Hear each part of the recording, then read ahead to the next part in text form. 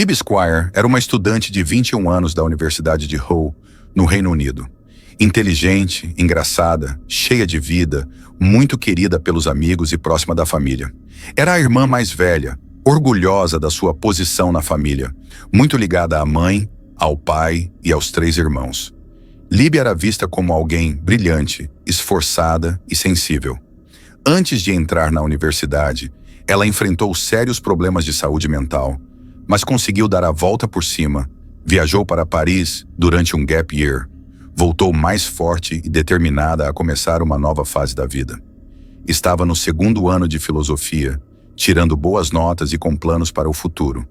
Queria viajar com os colegas, seguir carreira no jornalismo e estava em um relacionamento sério há 3 anos com Connor, seu namorado, que a descrevia como a pessoa mais interessante que ele já conheceu. No dia 31 de janeiro de 2019, Libby saiu com os amigos para uma noite comum de diversão.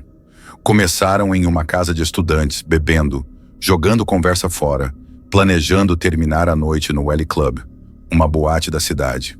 Às 22 horas, ela mandou mensagem para o namorado, avisando que ia deixar o celular em casa. Às 23h20, as câmeras registraram o grupo entrando na boate, menos Libby. Ela estava visivelmente alterada, não conseguia andar direito e foi barrada na entrada. Os amigos tentaram convencê-la a voltar para casa e 10 minutos depois, colocaram ela em um táxi com dinheiro e instruções para o motorista levá-la até sua casa. Só que ela nunca entrou. Pouco antes das 3 horas da manhã, os amigos perceberam que Libby não tinha voltado. Foram verificar a casa e encontraram o celular dela lá dentro, mas as chaves jogadas no jardim. Ela simplesmente tinha desaparecido. A preocupação virou desespero. Era uma noite extremamente fria, com neve cobrindo as ruas, e Libby estava sozinha, sem celular, sem proteção. Chamaram a polícia e a busca começou de forma imediata. Câmeras de segurança começaram a ser revisadas. Testemunhas apareceram. 2 passantes disseram que a viram deitada na neve, chorando, e tentaram ajudar, mas ela se recusou e estava agressiva. Um grupo de estudantes a viu passar na frente de casa e tentou acolhê-la, mas ela ignorou. Parecia desnorteada. Um motorista a viu sentada num banco por volta das 0h15 e perguntou se estava tudo bem. Ela respondeu que sim. 10 minutos depois, um morador ouviu gritos desesperados vindos de um parque próximo. Quando olhou pela janela, viu um homem entrando apressado em um carro. Esse carro chamou a atenção. Um Vauxhall Astra prateado circulava a área há horas, de forma suspeita. As câmeras mostram o carro parando perto de Libby. Um homem desce, observa a situação e se aproxima. Eles conversam. Pouco depois, Libby entra no carro. Ela nunca mais seria vista com vida. Era 0h08 da madrugada. 10 minutos depois, esse mesmo carro é visto entrando em um campo próximo. O mesmo de onde o grito tinha vindo. Dias depois, 2 mulheres aparecem na delegacia dizendo que às 3 horas da manhã, um homem se expôs para elas na rua. Era o mesmo carro, o mesmo homem. E assim a polícia chegou a Pavel Helovich, 24 anos, casado, pai de 2 filhos, imigrante polonês que trabalhava como açougueiro. Aparentemente um cara tranquilo, de família. Mas por trás da fachada, um predador sexual. Pavel tinha um histórico sombrio que ninguém conhecia. Invadia casas, espiava mulheres nuas, roubava calcinhas, se masturbava em público, deixava camisinhas usadas em casas de desconhecidos. Os crimes aconteciam há anos, mas como ele não tinha antecedentes, nunca havia sido identificado. Quando foi preso, Pavel negou tudo. Disse que nunca tinha visto Libby na vida. Mas ao ser confrontado com as imagens, mudou a história. Disse que só queria ajudá-la, que ela estava bêbada e ele foi gentil, deu uma carona, a deixou no parque e foi embora. Disse ainda que depois disso foi para casa tomar banho e dormir. Só que seu carro foi visto voltando para o mesmo local horas depois. A desculpa caiu por terra. 7 semanas depois do desaparecimento, um pescador encontrou um corpo no estuário do rio Humber. A correnteza tinha levado até lá. No pescoço, um colar com a letra L. Era Libby Squire. O corpo estava tão decomposto que não foi possível determinar a causa da morte, mas exames confirmaram que ela foi e que o DNA de Powell estava em várias partes do corpo. A polícia concluiu que ela foi atacada, violentada e depois jogada no rio. Libby tinha medo de água. Saber que talvez ela ainda estivesse viva ao ser jogada só piorava tudo para uma família. O julgamento aconteceu em 2021. Powell se declarou inocente. Disse que o sexo foi consensual. A promotoria foi direta. Ele era um predador sexual com histórico, que passou a noite rondando as ruas em busca de uma vítima e encontrou uma jovem bêbada e indefesa. Em 2 minutos, com força e determinação, ele conseguiu fazer o que queria. Libby não teve chance de reagir. O júri concordou.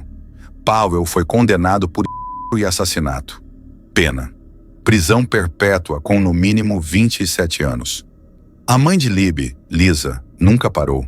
Ela passou a lutar por mudanças nas leis britânicas, exigindo punições mais severas para crimes sexuais, mesmo os considerados menores.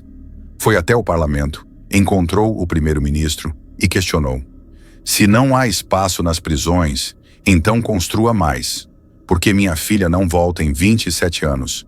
Mesmo depois da condenação, Lisa pediu para encontrar Powell na prisão.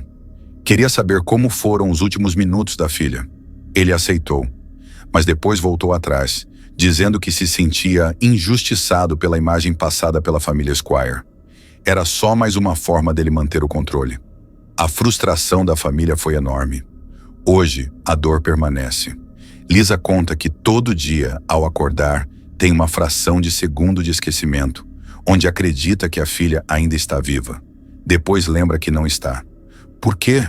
Por que alguém tiraria a vida de uma pessoa tão boa assim? Ela desabafa. Libby Squire só queria voltar para casa naquela noite, mas cruzou o caminho de alguém que passou anos sendo ignorado pela justiça, até que finalmente fez algo que não tinha como esconder.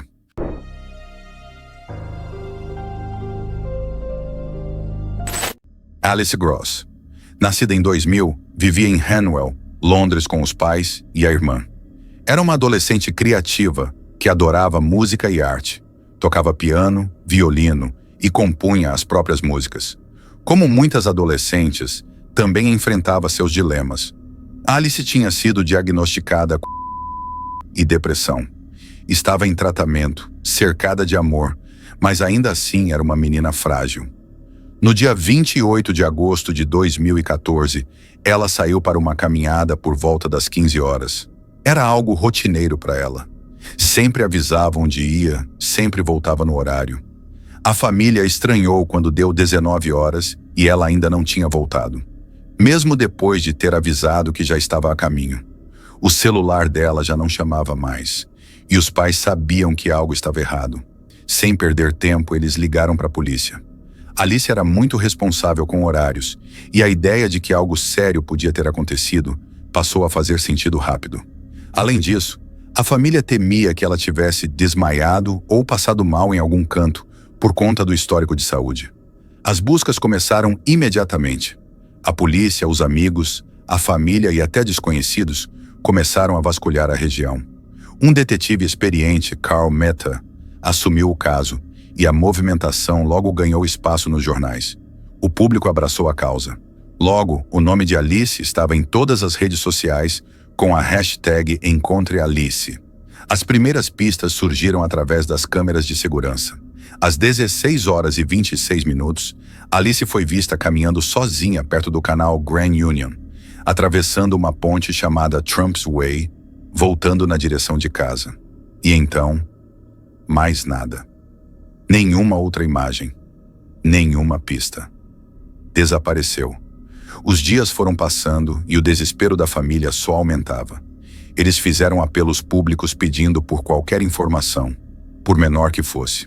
A ideia de que ela poderia ter fugido ou até mesmo tirado a própria vida passou pela cabeça da polícia. Mas a própria lógica começou a enterrar essa hipótese. Alice era muito pontual, tinha avisado que voltaria, e ninguém a viu mais desde aquele ponto. Se tivesse se jogado no rio, seu corpo já teria aparecido. E se não apareceu, então talvez alguém tivesse impedido. No dia 4 de setembro, A primeira pista concreta surgiu. Encontraram a mochila de Alice em uma trilha próxima ao rio Brent, contendo seus pertences, inclusive os sapatos que ela usava no dia do desaparecimento. Isso reacendeu a investigação. A polícia divulgou as imagens da mochila e dos objetos, pedindo ajuda de testemunhas. A essa altura, mais de 600 policiais de 8 forças diferentes estavam envolvidos no caso, sendo essa a maior operação da Polícia Metropolitana desde os atentados de Londres em 2005. Mesmo com mergulhadores, cães farejadores e centenas de horas de imagens analisadas, o mistério seguia. Até que algo estranho chamou a atenção em uma das filmagens. Um homem mais velho, andando de bicicleta, aparece seguindo Alice sobre a ponte minutos depois dela. O detalhe? O tempo que ele levou para fazer um trajeto curto, que duraria menos de 10 minutos, levou mais de 45. Por quê? E mais, ele foi visto voltando à mesma área 2 vezes nas 12 horas seguintes, usando roupas diferentes. No dia seguinte, voltou novamente às 7 horas da manhã. O homem foi identificado como Arni Zaukalans, 41 anos, imigrante da Letônia, que morava na mesma região havia anos e trabalhava como pedreiro. Quando a polícia investigou o passado dele, a bomba estourou.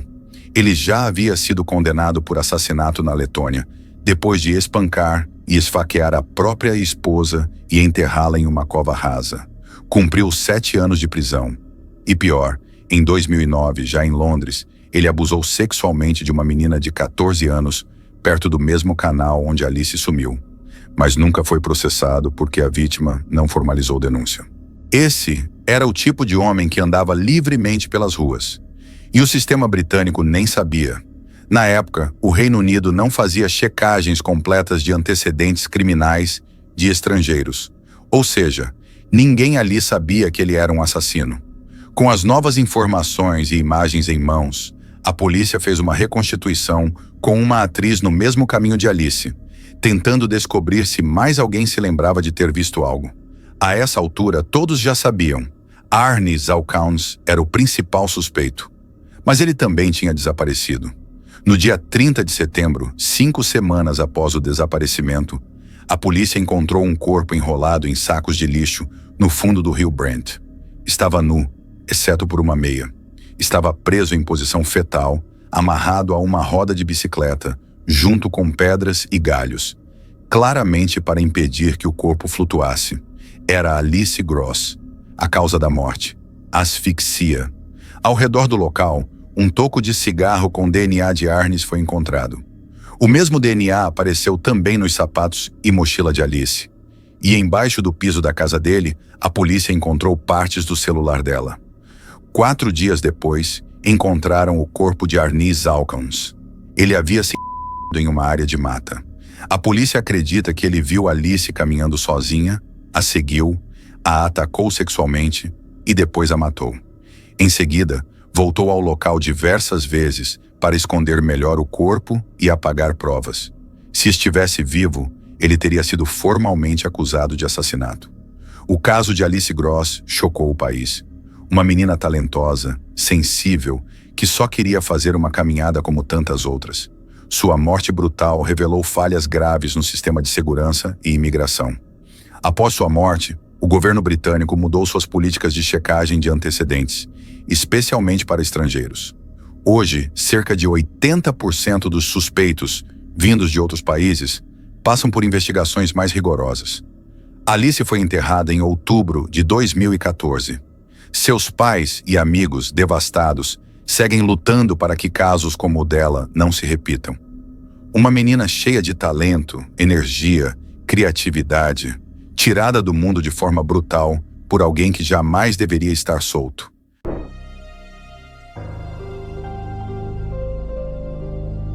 O canal Caminhada nas Cavernas no YouTube segue as expedições de Calvino, seu sobrinho Jacó e um pequeno grupo de amigos enquanto exploram cavernas claustrofóbicas nos Estados Unidos. O canal é conhecido por seus vídeos assustadores. Mas o próximo que vamos mostrar vai fazer você se mexer na cadeira, independentemente de você ter ou não desconforto com espaços apertados. Durante uma dessas explorações, Calvin e Jacob juntamente com uma equipe responsável por mapear o sistema de cavernas e descobrir novas rotas para espeleólogos, se deparam com várias passagens apertadas, algumas com menos de 30 centímetros de altura. Se fosse conosco, provavelmente teríamos desistido rapidamente. Mas os espeleólogos seguem em frente e, em um determinado ponto, entram em uma passagem que mais parece uma cena de filme de terror. Usando apenas lanternas, Calvin se deita de bruços, com as costas pressionadas contra o teto da passagem, movendo-se em um espaço que mal permite seu corpo, avançando apenas centímetros de cada vez, com o rosto comprimido contra as rochas. Calvin está deitado no chão frio da rocha, sem espaço para se virar, rolar ou olhar para o outro lado. Se ele respirar profundamente ou expirar com força, pode acabar preso e encurralado contra o teto apertado e a superfície irregular. Se o pânico se instalar, ele pode hiperventilar, o que poderia piorar ainda mais sua situação. Com uma calma impressionante e uma resistência notável, ele continua avançando na passagem. Eventualmente, ele chega a uma câmara mais ampla onde pode mover ligeiramente a cabeça e os braços, mas isso é apenas o início de uma série de situações desconfortáveis e tensas. À medida que avançam ainda mais para o interior da caverna, uma mensagem chega de outros espeleólogos, informando que um deles está preso em uma passagem estreita. Calvin corre para ajudar, chegando até o espeleólogo que está preso, com os braços apertados contra os lados do corpo, completamente imobilizado e incapaz de se mover para frente ou para trás. Sem ajuda, Calvin consegue segurar um dos tornozelos de Kev e, com esforço, retira-o da posição apertada antes de puxá-lo para fora, evitando uma crise. O grupo então decide seguir adiante e tentar novamente. Desta vez, Calvin consegue passar, embora com pouco espaço, com apenas alguns centímetros de folga, balançando em uma parte de papelão que protege seu corpo das superfícies ásperas. Com sua câmera e lâmpada, Calvin e sua equipe conseguem navegar com sucesso pelo sistema de cavernas e, eventualmente, encontram a saída. No entanto, nem todos os espeleólogos têm a mesma sorte. Em média, 3 a 4 mortes ocorrem anualmente em cavernas da América do Norte. O incidente mais perturbador da história recente foi o caso de Nutty Putty, que muitos de vocês provavelmente conhecem. Em 2009, John Jones, de 26 anos, enquanto explorava as cavernas de Nutty Putty, em Utah, entrou em uma passagem não mapeada, subindo de cabeça em uma fenda vertical que media apenas 25 centímetros por 45 centímetros, onde ficou preso por 28 horas. Caso queiram um vídeo detalhado sobre esse caso, deixem nos comentários.